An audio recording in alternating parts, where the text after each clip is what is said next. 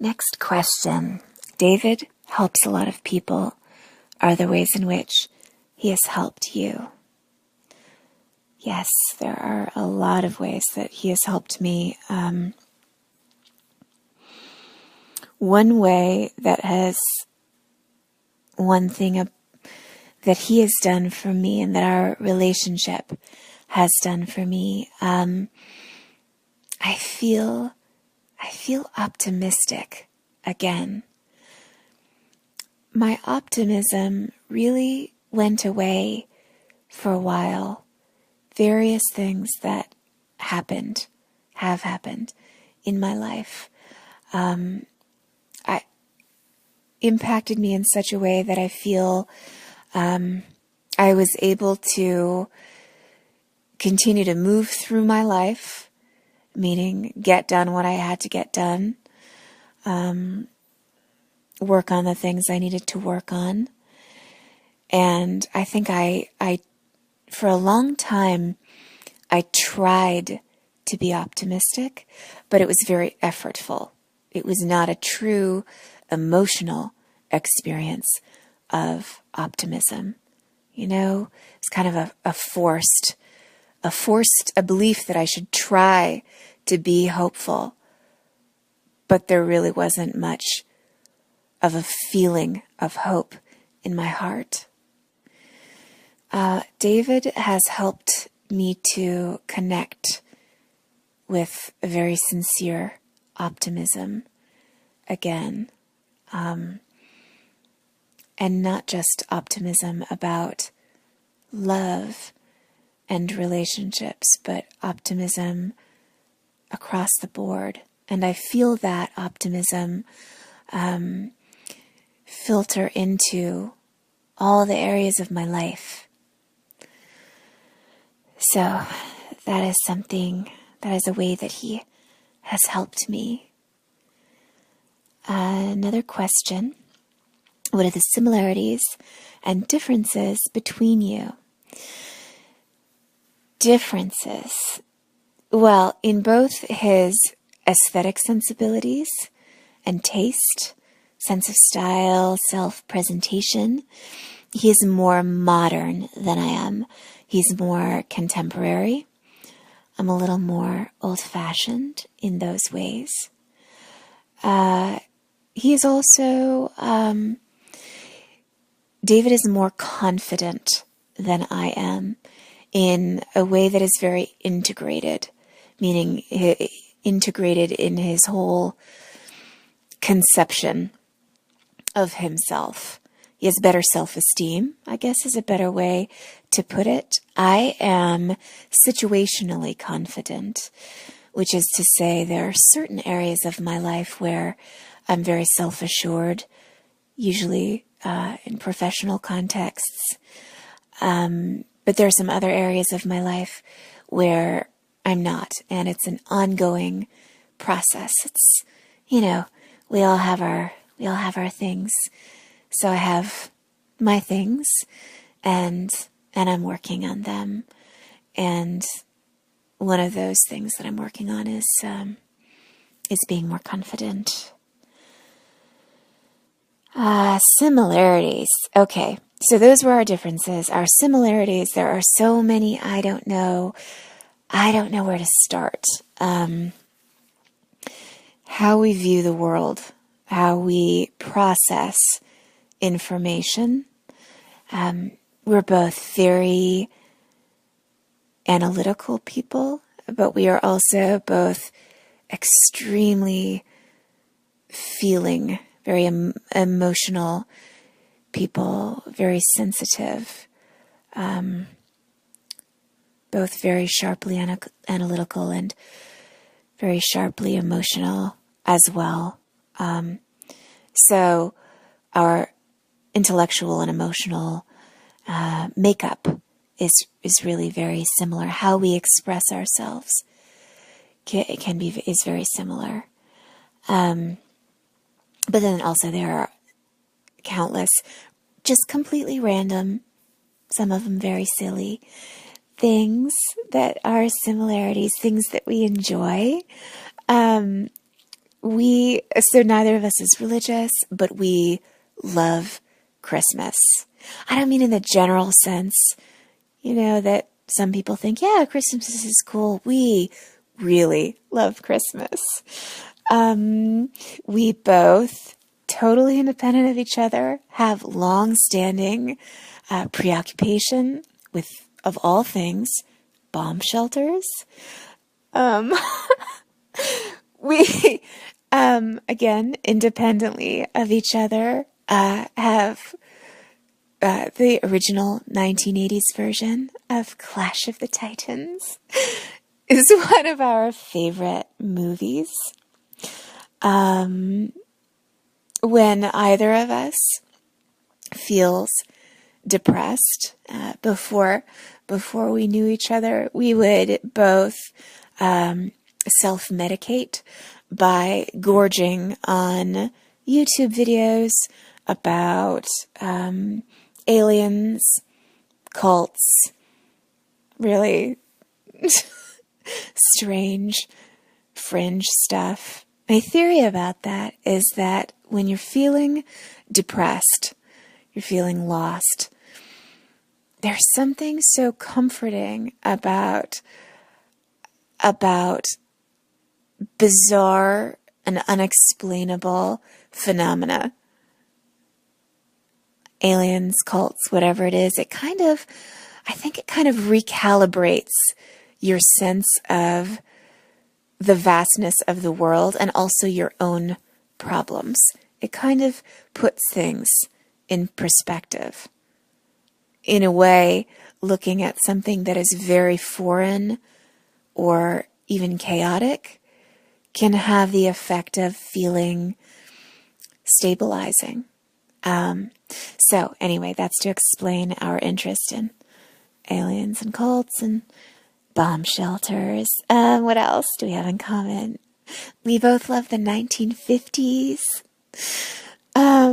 We love eating onions. We love Elvis. I could go on and on and on. And this funny thing kept happening when David and I were becoming friends. There were so many things that we had in common that we didn't know we had in common that would just come out in conversation. One of us would say, you know what movie nobody likes or nobody has cared about since 1985? But I love it. Clash of the Titans. And then the other one would say, you're not serious. That's one of my favorite movies. Yeah. And we're still finding more and more things that are both, kind of funny, random stuff that we enjoy and have in common. And, the deeper things about who we are as people and, how we feel, what we care about. This question, is there anything David does that you find sexy?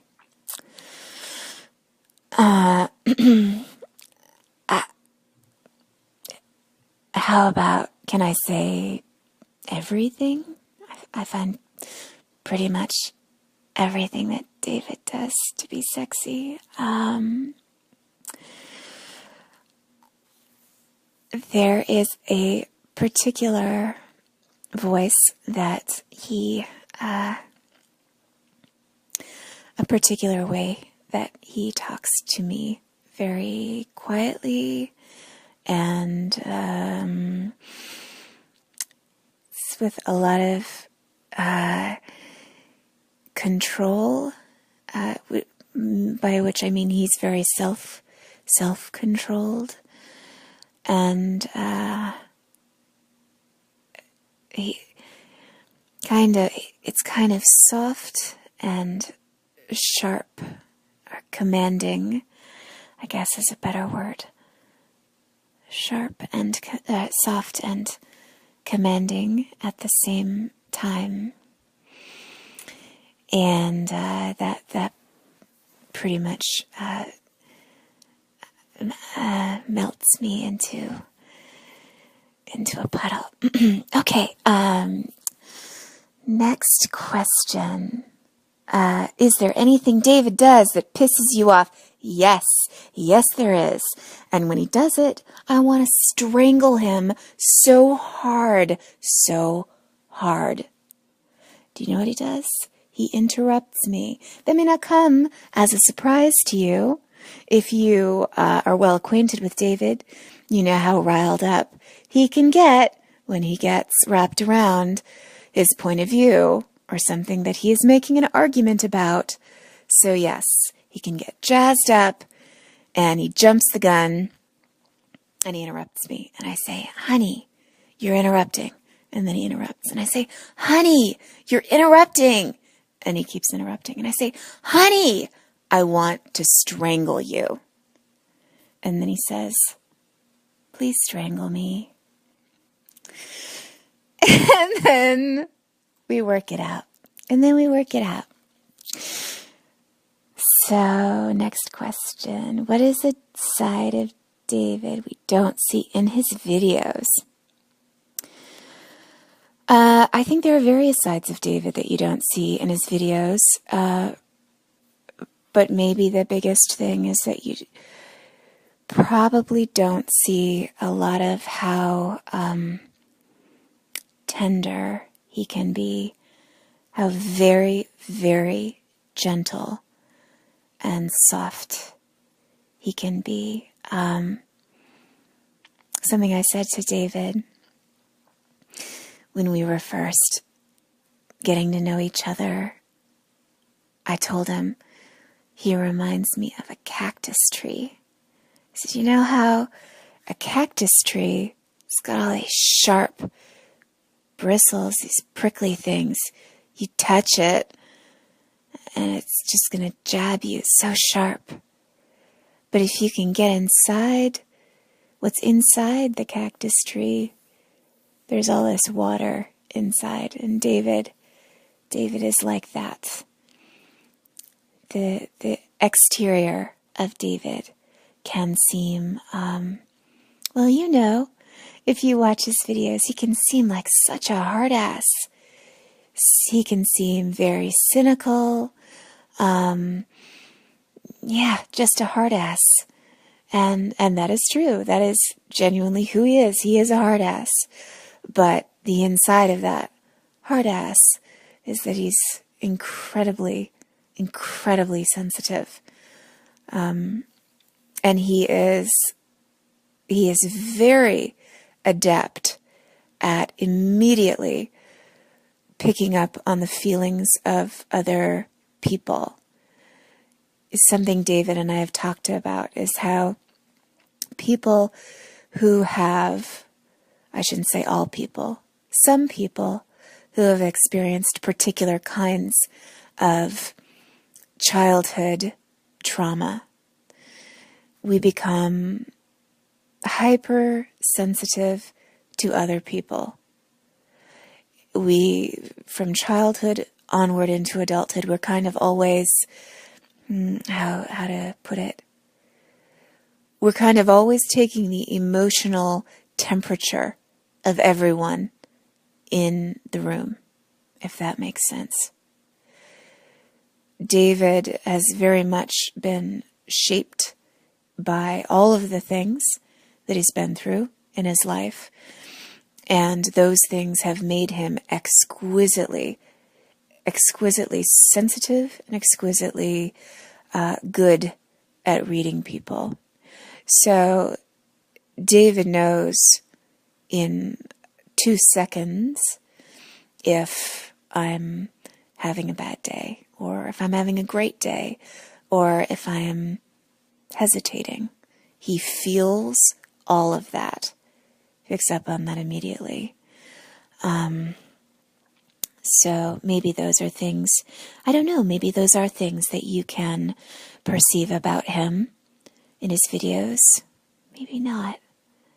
How is David different with you than with everyone else? I love this question. I would say I love this question because I think it's important. Because I think it speaks to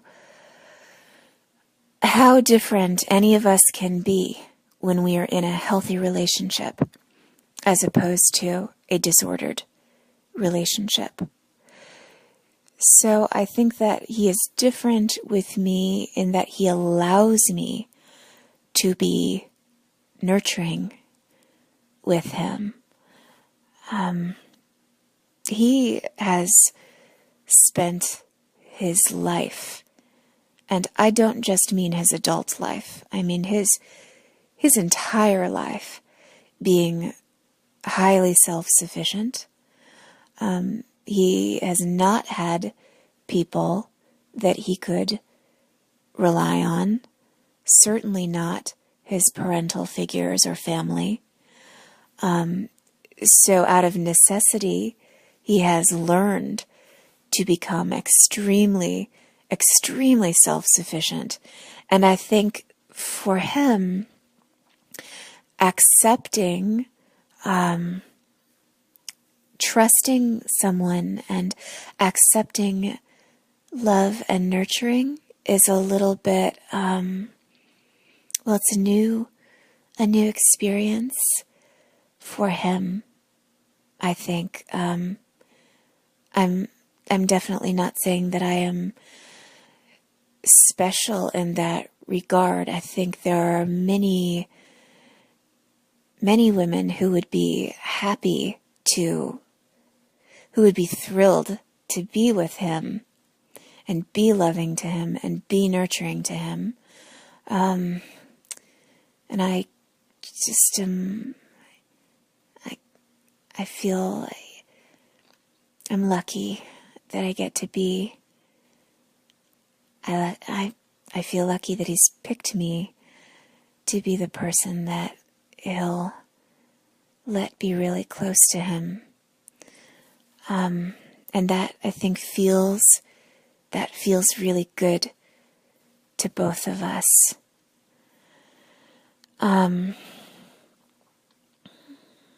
Next question. This is a longer question. This is a terrific question. Okay, so someone asks, the relationship I had with my ex was awful, but as bad and as abusive as it was very exciting. I'm afraid that I'm never going to find that kind of excitement with someone healthy. How would you compare your relationship with David to your toxic relationship? Is it still exciting? So, first of all, I want to say I understand that. That makes so much sense. Your fear about that, your worry about that makes absolute sense. On the heels of the kind of relationship that you have experienced. So, for me, I would say my relationship with David is both exciting and comforting. It is both of those things. I would say, though, when it comes to excitement, that, a toxic relationship kind of messes up our wiring a little bit. What we believe to be exciting is not actually excitement. And David talks about this in some of his videos. He talks about what is happening chemically in the brain when a disordered person is love bombing us, and then, intermittent reinforcement, right? Giving us something that we think we want. It's like a surge of excitement. We're getting a fix, like an addict gets a fix. All these hormones flood our brains, and then the disordered person withdraws love from us, and we feel depleted. So that's not to, go off on a long side trip, and you probably already have a pretty good understanding of all of that. If you've been learning a lot about disordered relationships and trying to understand what you've been through. But all of that to say, the excitement, you can't see me, I'm making air quotes around that word, the excitement that I felt with the narcissist that I was involved with, it was certainly not a good or lasting excitement. And to me, the excitement wore off very quickly, and was replaced with other things, replaced with fear. But also, to answer your question, there is no contest for how I felt with the narcissist, even at his best. There's no comparison for how I felt with the narcissist and how I feel now with David. And I should say about the narcissist that I was involved with, he was amazing at what he was amazing at, which is to say his performance was flawless in the beginning. This man could fool anyone. He was tremendously charismatic, tremendously. And people of all kinds were drawn to that charisma. But, even at his best, at the peak of the narcissist's performance, it was never as exciting for me as the relationship that I have with David. Truly. It's a completely different world, with someone who is not disordered. And now, when I feel excited with a foundation underneath that feeling of security. I feel secure with David. I trust him. I hope that answers your question. If there's more that you want to ask me about, please do, and I'll do my best to answer that for you. Okay, so just a few more questions.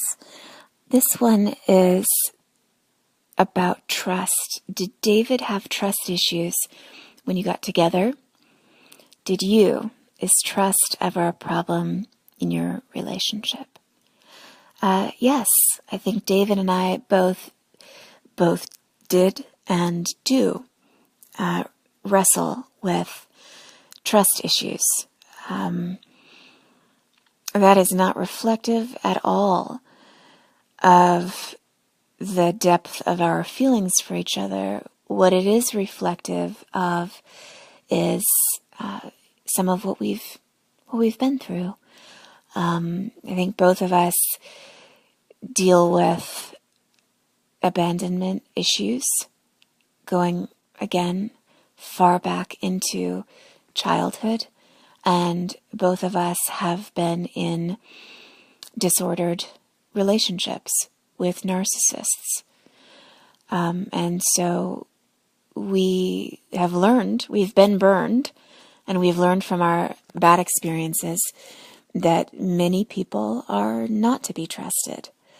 Having said that, however, we both recognize that for us to allow our fears to control us would absolutely destroy this thing that we have. It would destroy our relationship.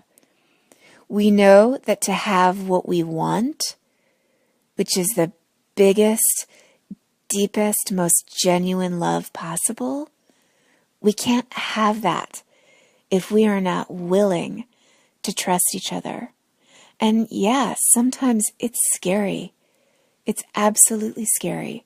Being vulnerable is not comfortable.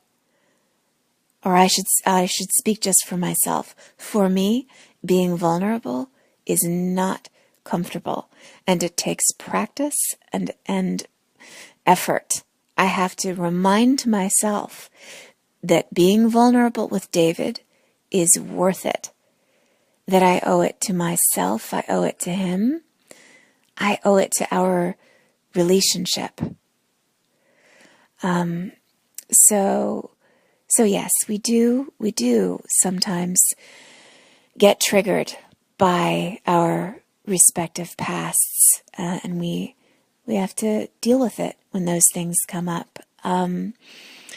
Romantically speaking, I think I tend to be a little more jealous than David is.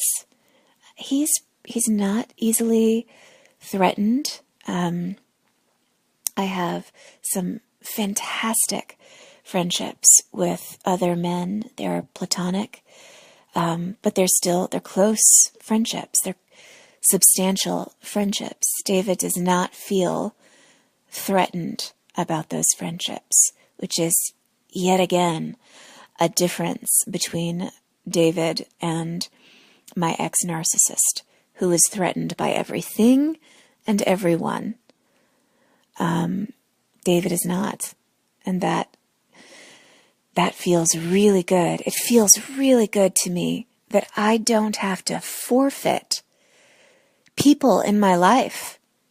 I don't have to forfeit things that matter to me to try to make someone happy. It feels good to be with somebody who feels good about himself and who is healthy, mentally and emotionally healthy. It just feels pretty good. Feels really good. I'm looking to see if there is one more thing I want to say in response to this question about trust issues. Something about David, and that he's self-aware about, and that I've pointed out to him. I kind of call it trigger happy. I say David can get a little trigger happy, which is to say, I'll just go with this whole gun analogy. I'll just run with the gun analogy here. Yeah, he can jump the gun because of some of his own trust issues and the things that have happened to him. By which I mean, because he has been treated so badly in his life, in romantic relationships, by his family, and so on, he has become a person who is very cognizant of his boundaries. And he has become very aware of cutting off anyone who displays disordered behavior toward him. I think all of that is really, really important. And I'm really glad that he does that. I'm really glad that he takes care of himself in that way, that he asserts himself like he does.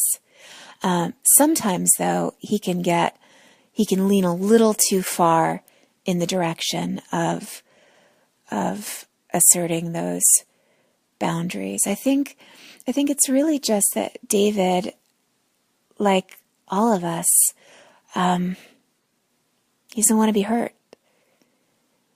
And how could I ever blame him for that? The world of hurt he has been through, the kinds of hurt and betrayal and abuse that he's been through. Absolutely, he's hypersensitive and hypervigilant about not allowing that in his life anymore. So sometimes he can get a little triggered and react a little more sharply than maybe he needs to. But he's also pretty self-aware. And when he recognizes that he's maybe reacting too sharply or catastrophizing or assuming the worst, whatever it is, he really quickly notices it and amends his response to things. So, I hope that answers your question about trust. I think there's more to say about that, and talk about trust in relationships and how trust in a healthy relationship is a very new, it's a completely different thing than what we think trust is in a disordered relationship. So if there's more that you want to talk about regarding trust, please ask, follow up. I will be glad to say more about that. I don't know if I have more to say that would be helpful to you, but if I can reflect more about how David and I how to deal with it in our relationship, then please let me know. Next question: is there anything David nags you about and that you nag him about? Hell yes. He will not get off my ass. He will not get off my case about my Diet Coke consumption, which, okay, I know that he's right. I know that's the thing. See, I'm getting agitated because I know he's right. And I'm also smiling because I know he's right. He's right. Diet Coke is bad news. It's bad news. So yeah, he gives me a hard time about that. And I give him a hard time, and by which I mean I nag him on the daily about his sleep. He doesn't sleep enough ever. Never, not a single day does he sleep enough. And that needs to change. Let's see. Do I think David is the one? I'm only pausing because I feel a little happy and shy. I do feel that David is the one, and that feeling, that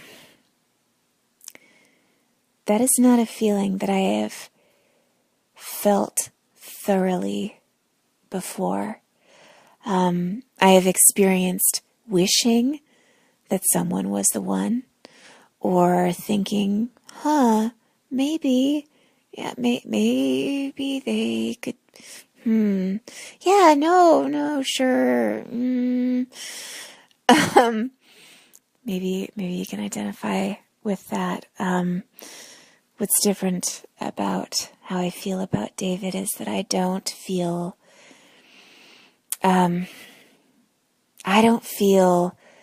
deep hesitations.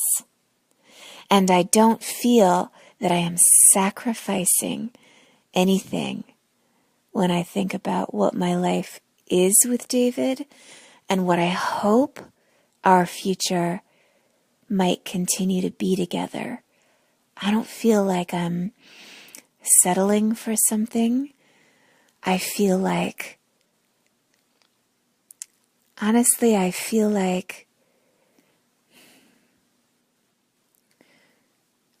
like I'm experiencing what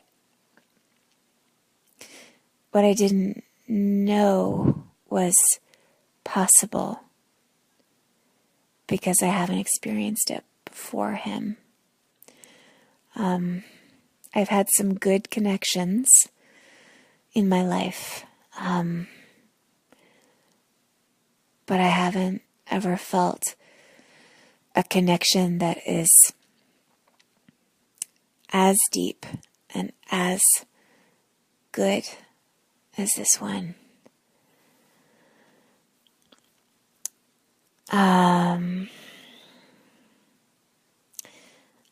Two more questions. Okay.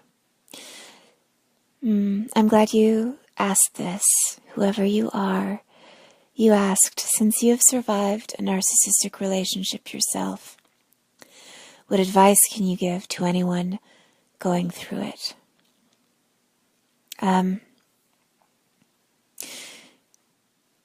David's advice about this is absolutely spot on. If you are regularly tuned into his videos, you know already what he says about the various parts of recovery. And what I would say, what I would second or reinforce about that, I would say self-care is essential. And I know that those words start to feel very repetitive, right? You come out of this horrific relationship experience, and then you hear various people say some version of how self-care is important. And you hear it maybe so many times, you stop even taking in what that means. But I'm telling you now, on the other side of it, self-care is what got me through it. It is what got me through recovery. How you orchestrate self-care is going to be, you're going to tailor that to you, how you are oriented to your life, the things that make you feel good. But I would say, first of all, the things that are basic, but absolutely important. Get sleep. Get sleep. Your body and your psyche are worn down. However long you are in a relationship with a disordered person, whether it was 10 years, 3 years, or 6 months, if you are in a relationship with a disordered person, your body and your psyche are exhausted. So you need to sleep, and you need to sleep a lot. Eat good food. Eat food that is healthy, it's going to fortify you, food that you can get down, that tastes good. Exercise. And when I say exercise, I don't mean exercise in the way, we are all socialized as women from birth onward, exercise to think about how many calories we just burned in a workout session and how that exercise might potentially make us look in a dream outfit. That's not at all what I'm talking about. I'm talking about exercise purely because it will help your body, it will help your brain. It'll just feel good to move. You'll get some stress out. The blood will start pumping. You'll feel better. What else would I say about that? This is something David talks about a lot, but I will echo this. Connecting with people is huge. It's huge. A relationship with a disordered person is absolutely isolating. It is crushingly isolating. Whether you are still seeing other people socially, interacting with friends, going to work, or not, the internal world of a person who is in a relationship with a narcissist is completely lonely. And that is because they can never, ever meet our needs. They're incapable of meeting our emotional needs. So what we experience then is consistent exhaustion and disappointment and hurt and loneliness.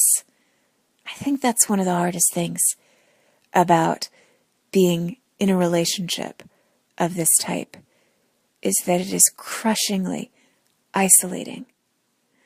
So, an important part of feeling better is connecting with people again.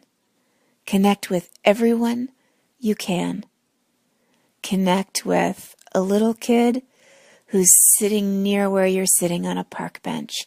Connect with a stranger in a store who's laughing with you about, I don't know, a bunch of bananas. Get back in touch with old friends. If you have a good family, connect with them. Connect with your neighbors. Connect with people online. If there are people in recovery forums or Facebook groups dealing with recovery from a toxic relationship, connect there too.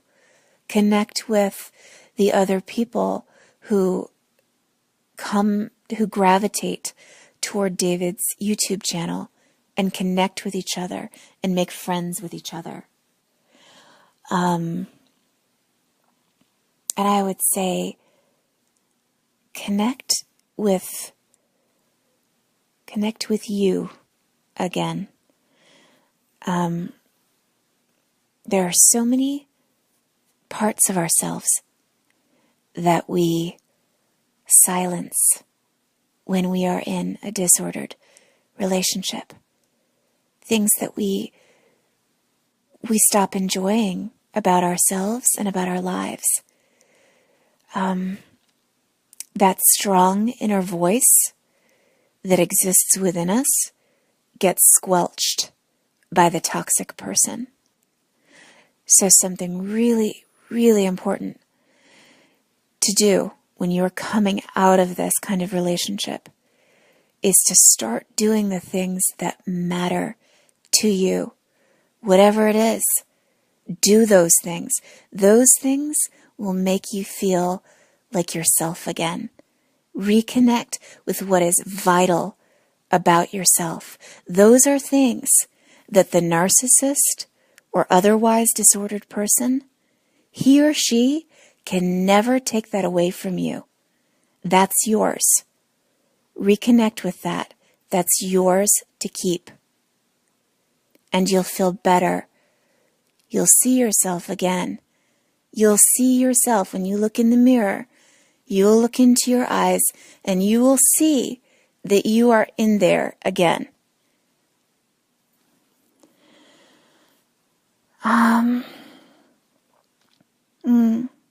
Last question. Did you gain anything positive from your experience dating a narcissist? I did. I gained a lot of positive things from being with a narcissist. At the time, I couldn't see that. And in the aftermath, I absolutely couldn't see that. In the aftermath, I just felt, I felt wrecked. I felt like I had just been in a shipwreck and I was lost at sea and tired and kicking my legs and just trying to keep my head above water. Now that some time has passed and I've gone through a lot of healing from what happened and learned a lot, I would say absolutely there's a lot that I learned from the relationship with the narcissist. More, I think, than I can cover at the moment. One thing that I learned is what I will not tolerate, what I would and will never tolerate again.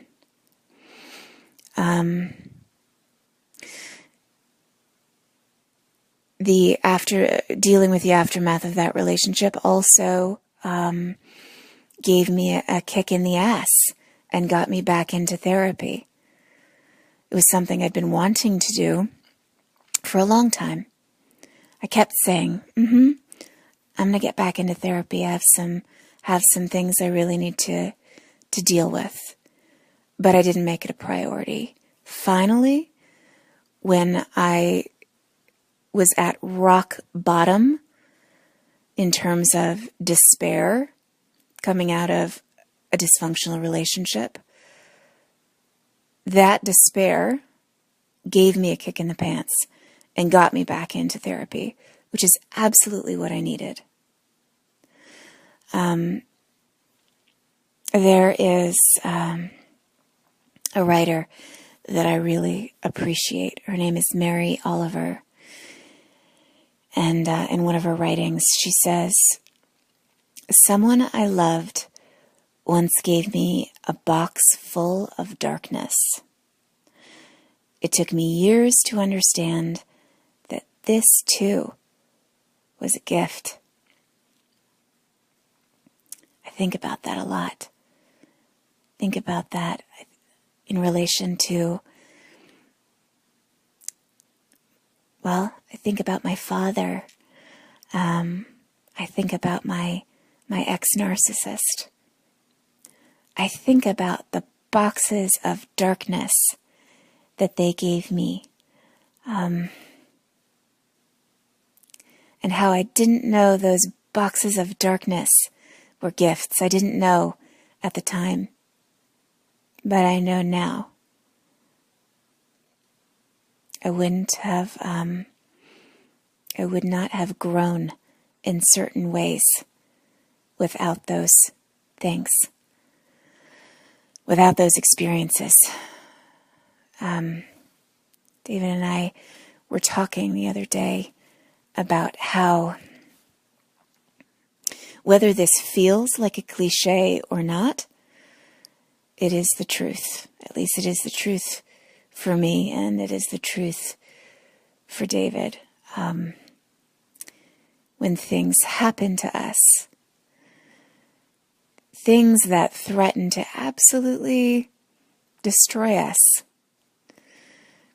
choice is important. We really have a choice about how much we allow that thing, that circumstance, or that person to dictate the rest of our lives. When you come out of a toxic relationship, you just feel pulverized. You feel broken. You feel, in some ways, irreparable. It is absolutely okay to feel those things. And it's really important to acknowledge those things, to not stuff them down and deny them. So it's important to talk about those things. Keep talking about it until you've gotten it out. Keep talking about it. Don't let it fester. Don't let it poison you. That being said, in that process of getting it all out and looking at it and feeling all of it, there is a choice that we make. We have to make. We either let that person who hurt us or that situation that hurt us, we give up, we let that destroy us, we live in the shadow of what happened for the rest of our lives. We shut everything down. Or we choose to keep going. And things may feel shitty for a while. And then you may start to feel like, okay, starting to feel a little better now, feeling better. And then something will happen that triggers you, whether it is an actual event that you're responding to in your life or a feeling that gets triggered, whether you would define it as PTSD or something else, a feeling that gets triggered in you. Regardless of those things, you keep going. You decide. This thing that happened to you, this person that happened, who arrived in your life and impacted you so significantly, they can't crush you. You won't let them.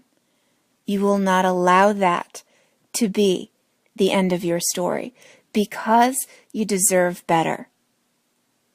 At some point in the recovery process, it finally occurs to you, you deserve better.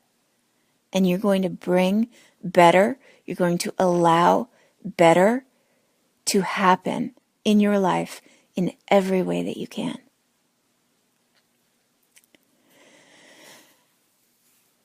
I hope that answers your question about the positive things that the relationship with the narcissist incited in my life. Lots of change, lots of self-examination and work. And I guess what I would say too, in conclusion, the work doesn't stop for anybody. You know what I mean? It doesn't stop. As long as we are breathing, there's more work to be done, more growth that can happen. And it is a myth that love means we have to stop working, that love happens and everything is fixed. Love is some sort of magic bullet. Love is not a magic bullet, even if the person you are in love with is the most amazing person you've ever come across.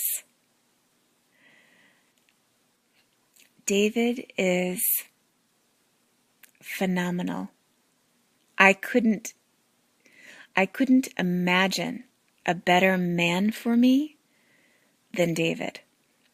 That being said, I'm still responsible for me. He enhances my life so much. As far as I'm concerned, David hung the moon.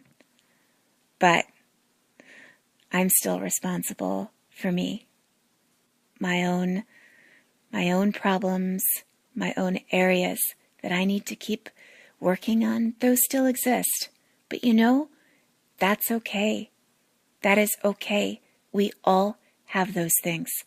And we will always have things. That's just how life rolls, you know? That may not be the revelation of the century to some of you, but to me it's something that I need to keep reminding myself of. It's an ongoing process. Lean into what is good and keep going. Anyway, thanks for spending this time with me. I really hope that I've answered your questions, and if I haven't, or if you have follow-up questions, please feel free to ask. Let David know, and he'll get them to me. Okay, everybody. Take care. Good night.